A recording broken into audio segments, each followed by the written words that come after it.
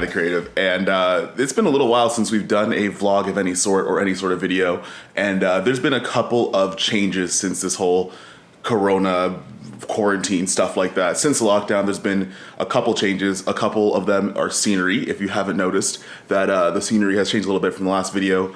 The Blackmagic Pocket Cinema Camera 4K review, I've had it for about 2 months now. I've had some time to play with it, so a review is coming up on what I think about it. But there's been one major change to my creative workflow that we're going to talk about, but I got to make myself something to eat. I got to get myself situated because this is a very long story.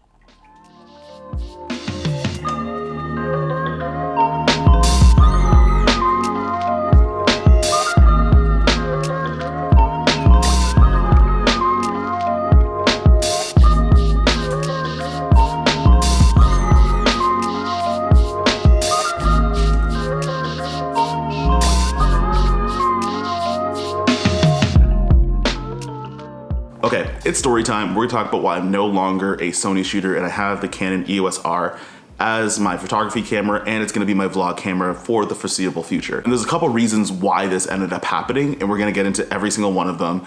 And when you hear some of these, you're like, oh, that actually kind of makes sense. So let's get into it. It's a super long story. All right, so the first thing that ended up happening was I've been shooting Sony for a very long time.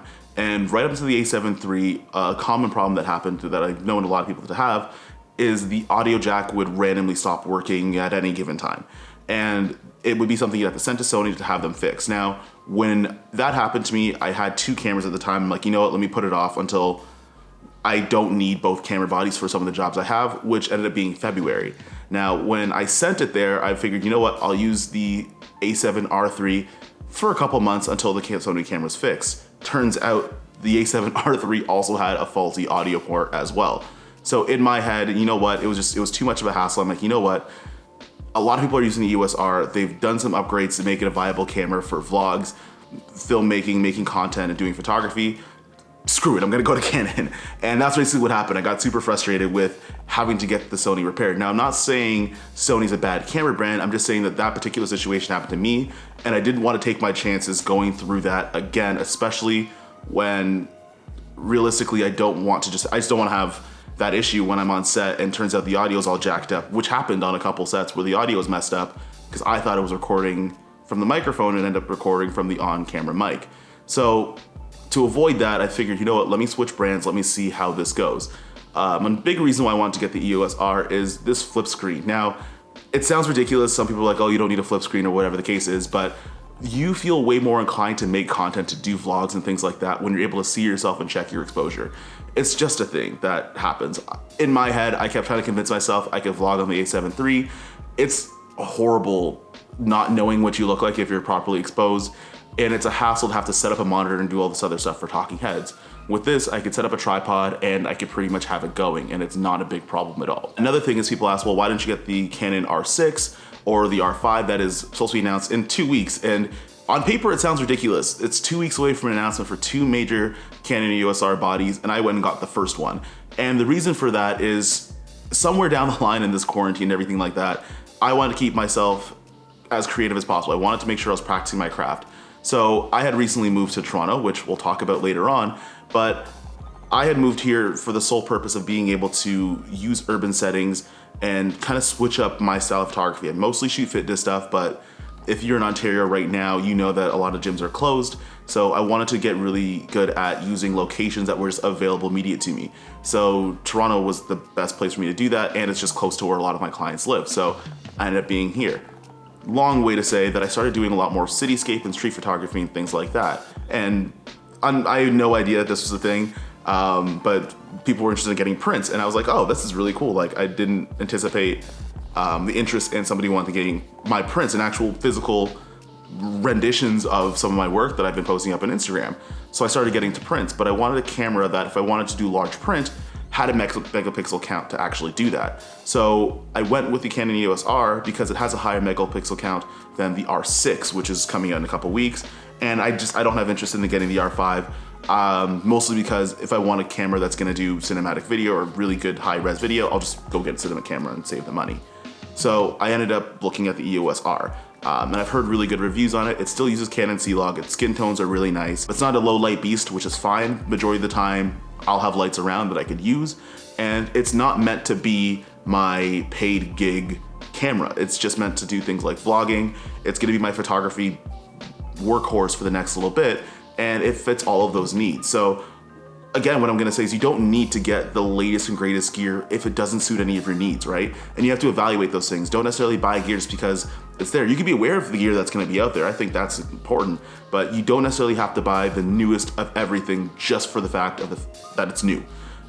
So that got me to the Canon EOS R. So what I have done is I've only had this for about 24 hours now, and I took it on a test shoot yesterday to do some night photography. Check out is in low light. I should probably get a prime lens for this. I only have the 24-70 f2.8, which is the fastest lens that I have. I should probably go up higher if I'm gonna do night photography, but it worked out pretty well. The images came out clean. And it's a little bit softer, and I think that's because I haven't been able to nail focus just yet like I would on the Sony, and that's just a user thing. That's not necessarily Canon's fault. I just don't think I've really adjusted myself to using the EOS R for photography, especially because I've only had this camera for about 16 hours. So that's what happened. That's essentially it. Am I regretting the switch from Sony to Canon? Not really, not at all. Again, these are tools, and I think that if I didn't tell anybody what I was shooting something on, it wouldn't make a difference and nobody would tell. Nobody would really say, well, that looks like it's on a Canon and that looks like it's on a Sony, whatever the case is. And if nobody can tell, then my obsession with having a certain brand of gear or having a certain camera, a certain lens, that's pretty much just on me and either just an insecurity or wanting to keep up with the Jones to whatever the case is. I wanna make sure that I have the camera that does the job properly, which brought me to the Canon EOS R because my needs as a creator has shifted. I'm still doing portraiture, I'm still working with fitness brands and stuff, but I wanted to be able to do YouTube. I wanted to be able to do what I set out to do this year effectively, and I didn't have the tools to do that, which, hey, brought me here. But my first impressions of the Canon EOS R, fire. Really, really good. Images are clean. The 4K looks nice. Although it has a crop, the 1080 looks super dope.